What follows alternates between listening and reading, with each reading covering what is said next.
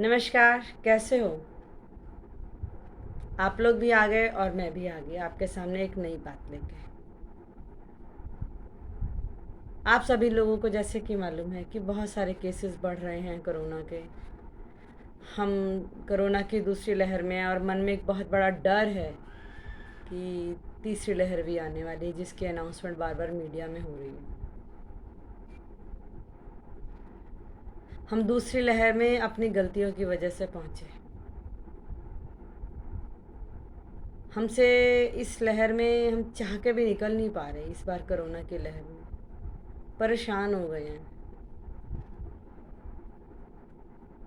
अपने आसपास लोगों की रोज़ मृत्यु की बात सुनते हुए अपने व्हाट्सएप ग्रुप खोलें, फेसबुक खोलें, इंस्टाग्राम खोलें, मोहल्ले में किसी से अपने घर में रह के बात करें, मतलब घर के आंगन में खड़े होकर अगर मोहल्ले के लोगों से दूर से बात करें, सब जगह से एक ही न्यूज़ पता लग रही है, मृत्यु मृत्यु मृत्यु, रोग रोग रोग।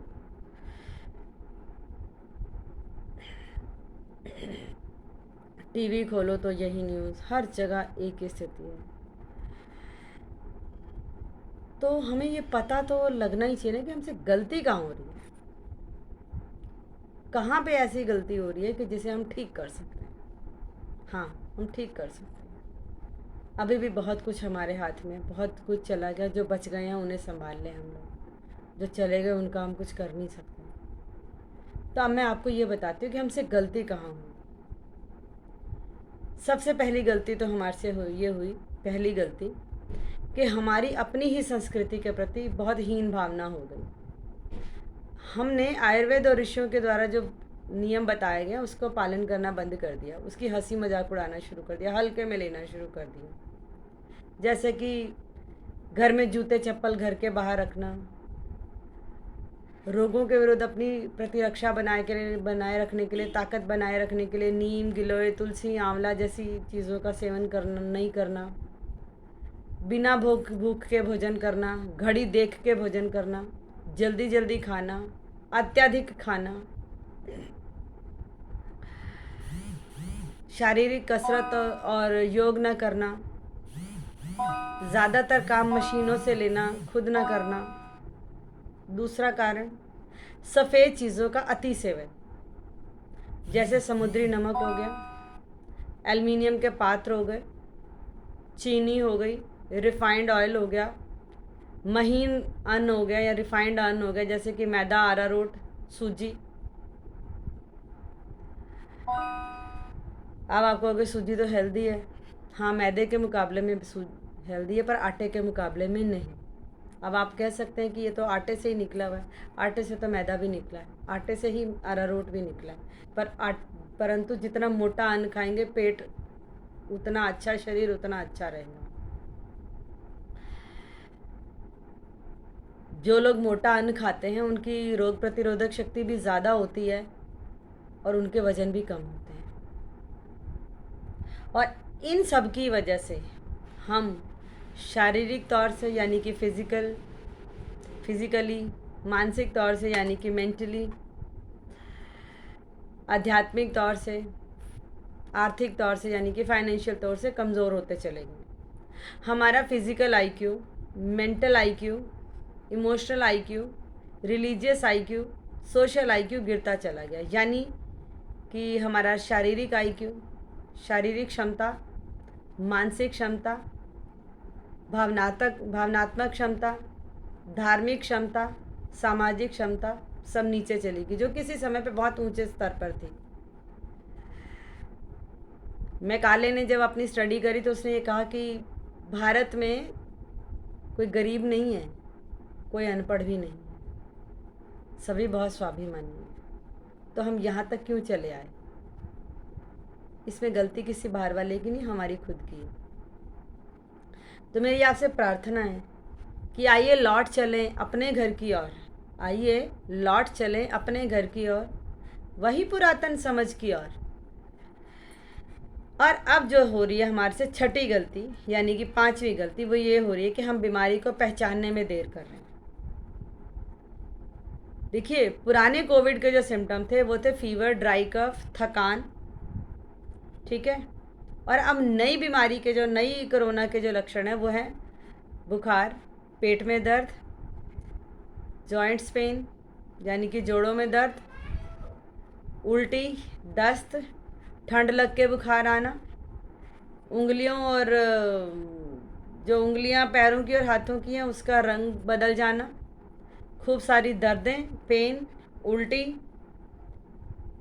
रैशेस चमड़ी पे, सिर में बहुत ज़्यादा दर्द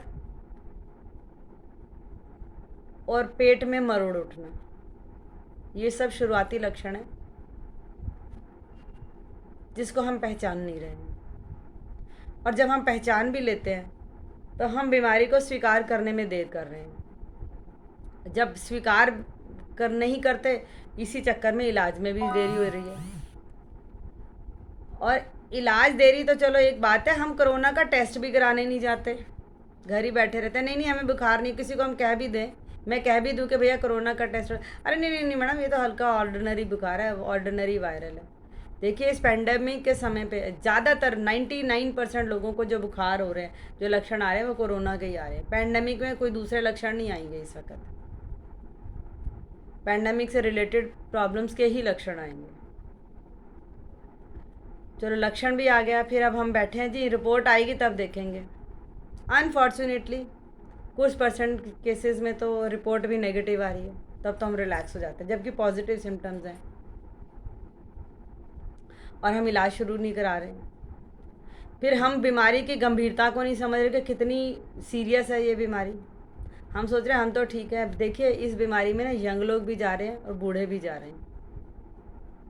जो कुछ बीमारियों के साथ में जिनको पहले बीमारियां लगी हुई हैं वो लोग तो ज़्यादा मुसीबत में हैं। दवाइयों के डर के कारण या तो सारी दवाइयाँ खाने की बजाय आधी अधूरी दवाइयाँ खाना। और बड़े दुख की बात कहना पड़ा, आजकल सभी डॉक्टर नर्स बन रहे हैं, सभी वैद्य बन रहे हैं बिना डिग्री के। तो बिना डिग्री के खुद को डॉक्टर, वैद्य या नर्स समझना और सभी को इलाज बताने लगना। और इलाज हुए मरीज की अगर कहीं से ओपीडी स्लिप की पर्ची या डिस्चार्ज स्लिप मिल जाए तो वो सभी को व्हाट्सएप कर देना, सोशल मीडिया पे सबको, और ये समझाना कि भैया लेते जाओ। ये नहीं समझ रहे लोग कि हर एक का तरीका अलग है, हर एक का शरीर अलग है, ठीक है। तो बिना समझे कि किसको कितनी और किस दवा की ज़रूरत है, 25-26 दवाइयों की एक लिस्ट है, उसी को सबको कॉपी फॉरवर्ड कॉपी पेस्ट हो रहा है व्हाट्सएप ग्रुप्स पे, फेसबुक वगैरह पे भी।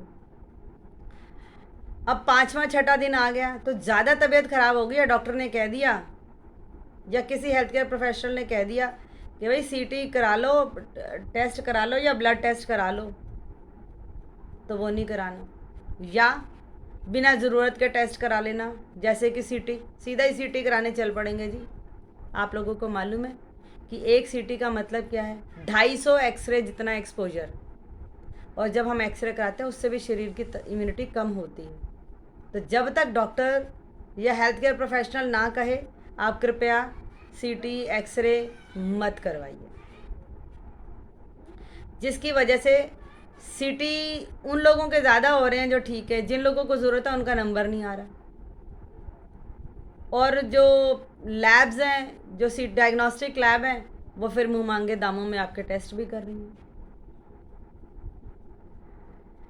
बिना ज़रूरत की दवाएं खाना, जैसे कि ताकत की दवाएं, स्टेरॉइड्स लेना, दर्द या बुखार की दवाएं लेना, ज़रूरत से ज़्यादा लेना या बिल्कुल नहीं लेना।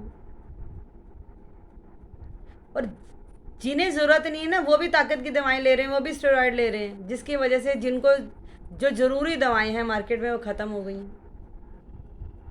जिन्हें ज़रूरत है उन्हें मिल नहीं रही हैं, और इस वजह से ज़रूरतमंद लोगों के लिए अभाव हो गया। और या तो फिर कुछ जमाखोर लोगों ने जमाखोरी करके रख दिया पैसा कमाने के चक्कर में। चलो ये बात भी हो गई। फिर दूसरे स्टेज आ गई तो डॉक्टर की सलाह पर 6ठे दिन ट्रीटमेंट नहीं शुरू करना, अपना दिमाग ज़्यादा लगाना और उसमें भी देरी कर लेना, और जो दवाई बताई है उसमें भी पूरी डोज ना लेना या ज़रूरत से ज़्यादा डोज ले लेना। दोनों तरीके के लोग हैं। एक डॉक्टर ने अगर दवा बता दी तो 10-10 लोगों से सेकंड ओपिनियन लेना, 10-10 डॉक्टरों से सेकंड ओपिनियन लेना, या हेल्थ केयर वर्कर से ओपिनियन लेना। देखिए 138 करोड़ लोग हम हैं, तो 138 करोड़ ना तो डॉक्टर हैं, ना नर्सेज हैं, ना हेल्थ केयर प्रोफेशनल्स हैं, ना वैद्य हैं। अगर एक डॉक्टर भी या एक हेल्थ केयर प्रोफेशनल या एक नर्स, सारा दिन फ़ोन बजते हैं हम लोगों के, अगर हम एक मरीज़ को मान लो 10 मिनट बात सुन के उसको कोई सलाह दे पाते हैं, तो आप दूसरे के पास करने लग जाते हैं फ़ोन, फिर सेकेंड ओपिनियन, थर्ड ओपिनियन, चौथा, पाँचवा, छठा ओपिनियन।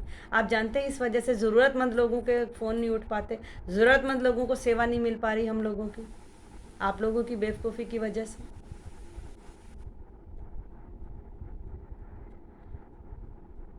चलो ऑक्सीजन का लेवल नापना ही नहीं है जी, पता है जी प्रॉब्लम हो रही है।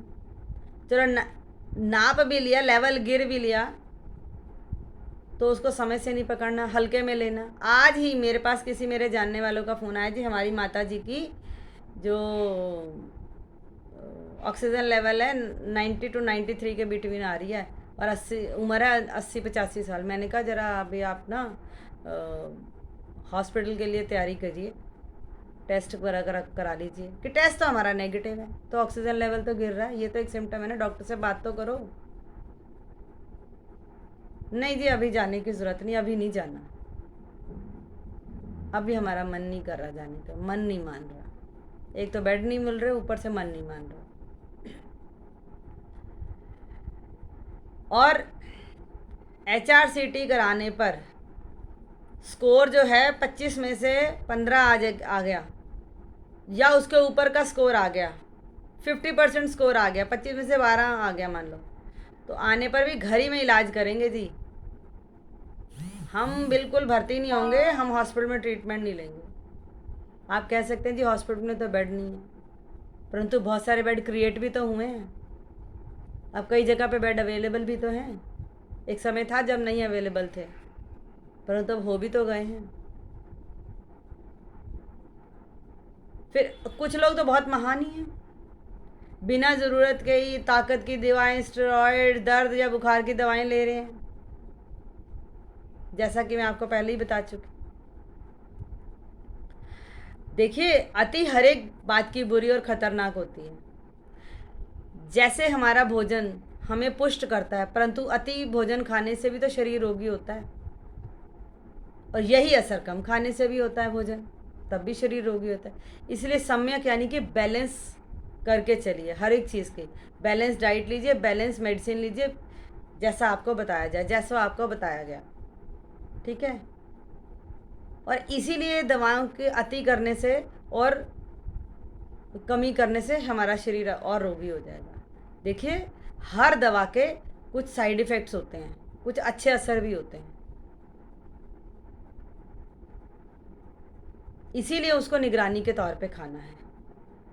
जिस दवा का नाम या वस्तु का नाम मीडिया बोल दे सही, बस सभी उसके पीछे पड़ जाते हैं।